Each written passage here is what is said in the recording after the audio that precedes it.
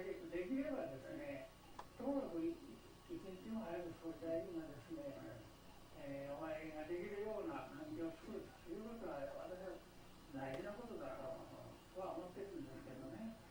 誰からも禁止されない。それは憲法24条の2項の方がね、何別といえどもね、宗教のその行事の参告を強制せられないと言ったんです。ここが言ってるんですよ。それで僕はね、集団参拝というのはお間違いないようにやりませんよと言ってね、じゃあ一人で入れすればよろしいということでね。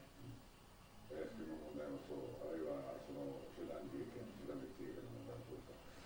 つまり近隣諸国がこういうことをすればどう受け止めるだろうということに、あるべきは非常に神経を使ってきました、この国で。最近はそこはどういうと俺たちの都合でやるんだという、それでここまでね、力をつけたというね、自信をつけてきた影のものだね。